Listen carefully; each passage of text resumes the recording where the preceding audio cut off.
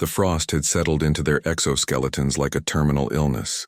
Officer Zekthar and Commander Vreelan stood at the reinforced door of Habitat Module 7C, their chitinous plates clicking involuntarily from the cold.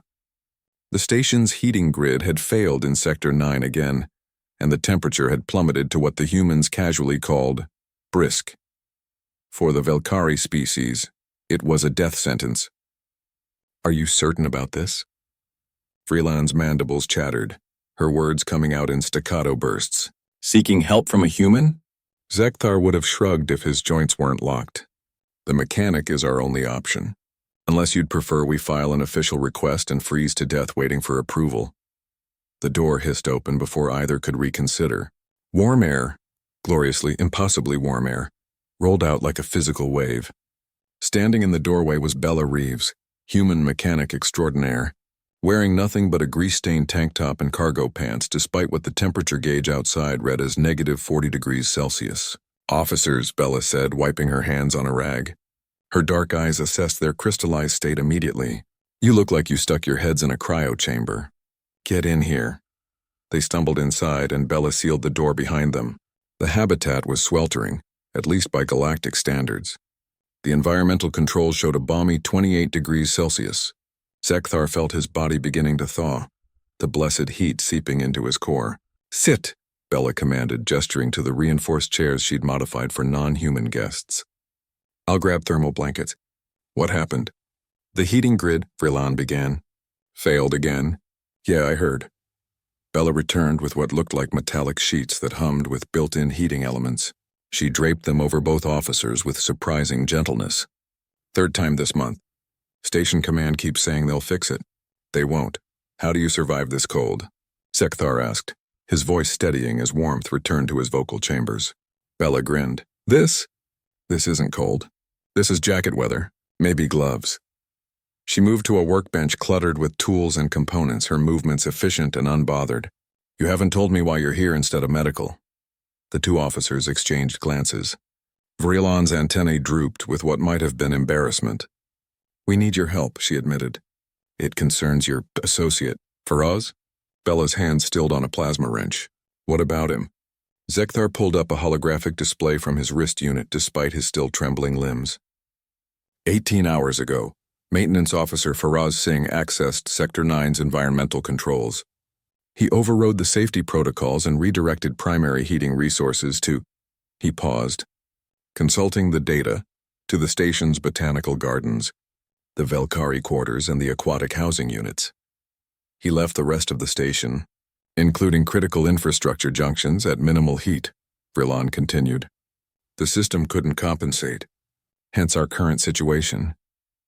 Bella's expression shifted through several emotions: surprise, confusion, then something that might have been pride. "That idiot." "We traced the access codes to him," Zekthar said, "but we cannot locate him. He's disappeared. Given your partnership with him, we thought." "Partnership?" Bella laughed, the sound sharp. "Faraz is my apprentice. Kid's got talent with engines, terrible sense of self-preservation, and apparently a death wish when it comes to station regulations." She moved to a console and began typing with frightening speed. "You said he rerouted heat to specific areas. That's every habitat that houses cold-intolerant species." Her fingers paused. "Wait, he prioritized the botanical gardens first?" "Correct," Vreelan confirmed. Bella's grin returned, wild and knowing. "He's protecting Ember." "Ember?" Both officers asked simultaneously.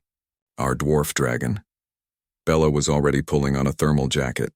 Not because she needed it, Zekthar realized, but because she was about to go somewhere even colder. 3 months ago, Faraz and I found an egg in the cargo bay. Contraband exotic pet, best we could figure. We've been raising it in secret in the gardens. Dragons, even dwarf ones, are cold-blooded. Temperature drops too low and it dies, Vreelan finished, understanding dawning. He sacrificed station integrity for a creature. For a baby, Bella corrected sharply. Yeah, he's an idiot. But he's my idiot, and he did it to save a life. She grabbed a portable heater unit and what looked like a weapon. The officers tensed, but she just slung it over her shoulder. "Come on." "Where?" Zekthar struggled to stand. "You want to arrest him, you'll need to find him first. I know where he is." Bella looked back at them, her expression fierce. And if you try to hurt that kid before I can knock some sense into him, you'll learn why humans have a reputation for being unreasonably protective. They found Feroz in Botanical Section 3, curled around a heat lamp with a creature no bigger than a house cat. The dwarf dragon, Ember, was pearl white with crimson eyes, its scales shimmering in the artificial light. It chirped when it saw Bella, a sound like tinkling bells. Feroz looked up, his brown eyes exhausted but defiant.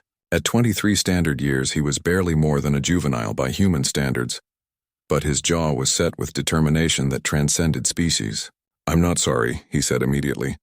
"You should be," Bella replied, but her voice was soft. "You nearly froze half the station. Would you have let Ember die?" Bella crouched beside him, reaching out to stroke the dragon's head. It purred. "No," she admitted. "I wouldn't have." She glanced back at the officers. "But we're going to fix this mess you made together." Zekthar watched this exchange, this utterly human moment of loyalty and recklessness and fierce protection.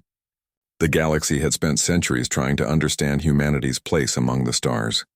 They were too fragile, surviving on a death world that should have crushed them. They were too emotional, making decisions based on sentiment rather than logic. And yet, here they stood. One human woman ready to defy authority for her apprentice. One human man who'd risk everything for a creature that wasn't even his species. All of them thriving in temperatures that would kill most sentient beings. "We will need to file a report," Vrillon said finally. "The station authorities will want answers." Bella stood, Ember climbing onto her shoulder. "Then tell them the truth. Tell them humans don't leave their own behind. Not their crew. Not their apprentices." She smiled, cold and sharp. "Not even baby dragons." Feroz rose, standing beside his mentor. Despite everything, the cold, the danger, the consequences, Zekthar saw no regret in the young man's face. Only the same fierce determination that seemed to define his species. As they made their way back through the frozen corridors, Zekthar filed his report with a single addendum, one that would echo through council chambers for weeks to come. Recommendation: in future station designs, account for human unpredictability. They will choose compassion over protocol. They will endure conditions that kill others. And they will make you question which approach is truly logical. Humanity, fuck yeah.